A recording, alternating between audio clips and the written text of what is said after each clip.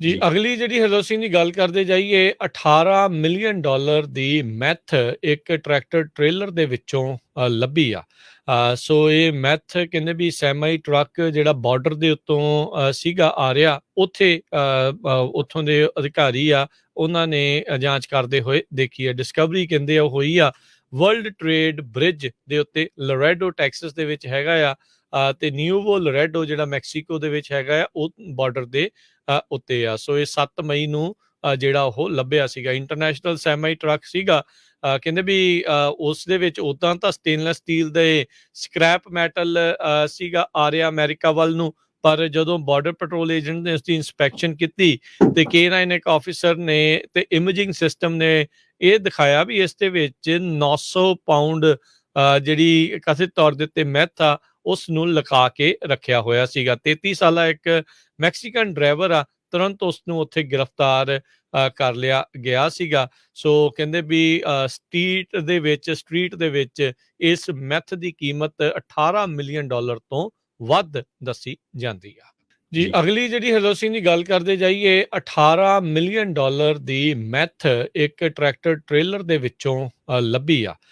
ਸੋ ਇਹ ਮੈਥ ਕਹਿੰਦੇ ਵੀ semi truck ਜਿਹੜਾ ਬਾਰਡਰ ਦੇ ਉੱਤੋਂ ਸੀਗਾ ਆ ਰਿਹਾ ਉੱਥੇ ਉੱਥੋਂ ਦੇ ਅਧਿਕਾਰੀ ਆ ਉਹਨਾਂ ਨੇ ਜਾਂਚ ਕਰਦੇ ਹੋਏ ਦੇਖੀ ਹੈ। ਡਿਸਕਵਰੀ ਕਹਿੰਦੇ ਆ ਉਹ ਹੋਈ ਆ ਵਰਲਡ ਟ੍ਰੇਡ ਬ੍ਰਿਜ ਦੇ ਉੱਤੇ ਲੋਰੈਡੋ ਟੈਕਸਸ ਦੇ ਵਿੱਚ ਹੈਗਾ ਆ।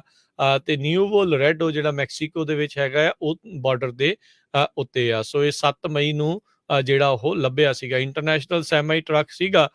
ਕਹਿੰਦੇ ਵੀ ਉਸ ਦੇ ਵਿੱਚ ਉਦਾਂ ਤਾਂ ਸਟੇਨਲੈਸ ਸਟੀਲ ਦੇ ਸਕ੍ਰੈਪ ਮੈਟਲ ਸੀਗਾ ਆ ਰਿਹਾ ਅਮਰੀਕਾ ਵੱਲ ਨੂੰ, ਪਰ ਜਦੋਂ ਬਾਰਡਰ ਪੈਟਰੋਲ ਏਜੰਟ ਨੇ ਉਸਦੀ ਇੰਸਪੈਕਸ਼ਨ ਕੀਤੀ ਤੇ K9 ਇੱਕ ਆਫੀਸਰ ਨੇ ਤੇ ਇਮੇਜਿੰਗ ਸਿਸਟਮ ਨੇ ਇਹ ਦਿਖਾਇਆ ਵੀ ਇਸ ਦੇ ਵਿੱਚ 900 ਪਾਉਂਡ ਜਿਹੜੀ ਕਥਿਤ ਤੌਰ ਦੇ ਉੱਤੇ ਮੈਥ ਆ ਉਸ ਨੂੰ ਲੁਕਾ ਕੇ ਰੱਖਿਆ ਹੋਇਆ ਸੀਗਾ। 33 ਸਾਲਾ ਇੱਕ ਮੈਕਸੀਕਨ ਡਰਾਈਵਰ ਆ, ਤੁਰੰਤ ਉਸ ਨੂੰ ਉੱਥੇ ਗ੍ਰਿਫਤਾਰ ਕਰ ਲਿਆ ਗਿਆ ਸੀਗਾ। ਸੋ ਕਹਿੰਦੇ ਵੀ ਸਟਰੀਟ ਦੇ ਵਿੱਚ ਇਸ ਮੈਥ ਦੀ ਕੀਮਤ 18 ਮਿਲੀਅਨ ਡਾਲਰ ਤੋਂ ਵੱਧ ਦੱਸੀ ਜਾਂਦੀ ਆ। ਜੀ ਜੀ। ਅਗਲੀ ਜਿਹੜੀ ਹਰਜੋਤ ਸਿੰਘ ਦੀ ਗੱਲ ਕਰਦੇ ਜਾਈਏ 18 ਮਿਲੀਅਨ ਡਾਲਰ ਦੀ ਮੈਥ ਇੱਕ ਟਰੈਕਟਰ ਟ੍ਰੇਲਰ ਦੇ ਵਿੱਚੋਂ ਲੱਭੀ ਆ। ਸੋ ਇਹ ਮੈਥ ਕਹਿੰਦੇ ਵੀ ਸੈਮੀ ਟਰੱਕ ਜਿਹੜਾ ਬਾਰਡਰ ਦੇ ਉੱਤੋਂ ਸੀਗਾ ਆ ਰਿਹਾ ਉੱਥੇ ਉੱਥੋਂ ਦੇ ਅਧਿਕਾਰੀ ਆ ਉਹਨਾਂ ਨੇ ਜਾਂਚ ਕਰਦੇ ਹੋਏ ਦੇਖੀ ਹੈ। ਡਿਸਕਵਰੀ ਕਹਿੰਦੇ ਆ ਉਹ ਹੋਈ ਆ ਵਰਲਡ ਟ੍ਰੇਡ ਬ੍ਰਿਜ ਦੇ ਉੱਤੇ ਲੋਰੈਡੋ ਟੈਕਸਸ ਦੇ ਵਿੱਚ ਹੈਗਾ ਆ। ਤੇ ਨਿਊਵੋ ਲੋਰੈਡੋ ਜਿਹੜਾ ਮੈਕਸੀਕੋ ਦੇ ਵਿੱਚ ਹੈਗਾ ਆ ਉਹ ਬਾਰਡਰ ਦੇ ਉੱਤੇ ਆ। ਸੋ ਇਹ 7 ਮਈ ਨੂੰ ਜਿਹੜਾ ਉਹ ਲੱਭਿਆ ਸੀਗਾ। ਇੰਟਰਨੈਸ਼ਨਲ ਸੈਮੀ ਟਰੱਕ ਸੀਗਾ। ਕਹਿੰਦੇ ਵੀ ਉਸ ਦੇ ਵਿੱਚ ਉਦਾਂ ਤਾਂ ਸਟੇਨਲੈਸ ਸਟੀਲ ਦੇ ਸਕ੍ਰੈਪ ਮੈਟਲ ਸੀਗਾ ਆ ਰਿਹਾ ਅਮਰੀਕਾ ਵੱਲ ਨੂੰ, ਪਰ ਜਦੋਂ ਬਾਰਡਰ ਪੈਟਰੋਲ ਏਜੰਟ ਨੇ ਉਸਦੀ ਇੰਸਪੈਕਸ਼ਨ ਕੀਤੀ ਤੇ K9 ਇੱਕ ਆਫੀਸਰ ਨੇ ਤੇ ਇਮੇਜਿੰਗ ਸਿਸਟਮ ਨੇ ਇਹ ਦਿਖਾਇਆ ਵੀ ਇਸ ਦੇ ਵਿੱਚ 900 ਪਾਉਂਡ ਜਿਹੜੀ ਕਥਿਤ ਤੌਰ ਦੇ ਉੱਤੇ ਮੈਥ ਆ ਉਸ ਨੂੰ ਲੁਕਾ ਕੇ ਰੱਖਿਆ ਹੋਇਆ ਸੀਗਾ। 33 ਸਾਲਾ ਇੱਕ ਮੈਕਸੀਕਨ ਡਰਾਈਵਰ ਆ, ਤੁਰੰਤ ਉਸ ਨੂੰ ਉੱਥੇ ਗ੍ਰਿਫਤਾਰ ਕਰ ਲਿਆ ਗਿਆ ਸੀਗਾ। ਸੋ ਕਹਿੰਦੇ ਵੀ ਸਟਰੀਟ ਦੇ ਵਿੱਚ ਇਸ ਮੈਥ ਦੀ ਕੀਮਤ 18 ਮਿਲੀਅਨ ਡਾਲਰ ਤੋਂ ਵੱਧ ਦੱਸੀ ਜਾਂਦੀ ਆ। ਜੀ ਜੀ। ਅਗਲੀ ਜਿਹੜੀ ਹਰਜੋਤ ਸਿੰਘ ਦੀ ਗੱਲ ਕਰਦੇ ਜਾਈਏ 18 ਮਿਲੀਅਨ ਡਾਲਰ ਦੀ ਮੈਥ ਇੱਕ ਟਰੈਕਟਰ ਟ੍ਰੇਲਰ ਦੇ ਵਿੱਚੋਂ ਲੱਭੀ ਆ।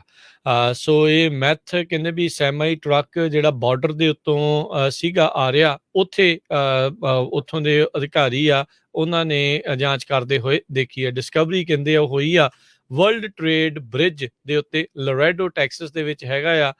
ਤੇ ਨਿਊਵੋ ਲੋਰੈਡੋ ਜਿਹੜਾ ਮੈਕਸੀਕੋ ਦੇ ਵਿੱਚ ਹੈਗਾ ਆ ਉਹ ਬਾਰਡਰ ਦੇ ਉੱਤੇ ਆ। ਸੋ ਇਹ 7 ਮਈ ਨੂੰ ਜਿਹੜਾ ਉਹ ਲੱਭਿਆ ਸੀਗਾ। ਇੰਟਰਨੈਸ਼ਨਲ ਸੈਮੀ ਟਰੱਕ ਸੀਗਾ। ਕਹਿੰਦੇ ਵੀ ਉਸ ਦੇ ਵਿੱਚ ਉਦਾਂ ਤਾਂ ਸਟੇਨਲੈਸ ਸਟੀਲ ਦੇ ਸਕ੍ਰੈਪ ਮੈਟਲ ਸੀਗਾ ਆ ਰਿਹਾ ਅਮਰੀਕਾ ਵੱਲ ਨੂੰ, ਪਰ ਜਦੋਂ ਬਾਰਡਰ ਪੈਟਰੋਲ ਏਜੰਟ ਨੇ ਉਸਦੀ ਇੰਸਪੈਕਸ਼ਨ ਕੀਤੀ ਤੇ K9 ਇੱਕ ਆਫੀਸਰ ਨੇ ਤੇ ਇਮੇਜਿੰਗ ਸਿਸਟਮ ਨੇ ਇਹ ਦਿਖਾਇਆ ਵੀ ਇਸ ਦੇ ਵਿੱਚ 900 ਪਾਉਂਡ ਜਿਹੜੀ ਕਥਿਤ ਤੌਰ ਦੇ ਉੱਤੇ ਮੈਥ ਆ ਉਸ ਨੂੰ ਲੁਕਾ ਕੇ ਰੱਖਿਆ ਹੋਇਆ ਸੀਗਾ। 33 ਸਾਲਾ ਇੱਕ ਮੈਕਸੀਕਨ ਡਰਾਈਵਰ ਆ, ਤੁਰੰਤ ਉਸ ਨੂੰ ਉੱਥੇ ਗ੍ਰਿਫਤਾਰ ਕਰ ਲਿਆ ਗਿਆ ਸੀਗਾ। ਸੋ ਕਹਿੰਦੇ ਵੀ ਸਟਰੀਟ ਦੇ ਵਿੱਚ ਇਸ ਮੈਥ ਦੀ ਕੀਮਤ 18 ਮਿਲੀਅਨ ਡਾਲਰ ਤੋਂ ਵੱਧ ਦੱਸੀ ਜਾਂਦੀ ਆ।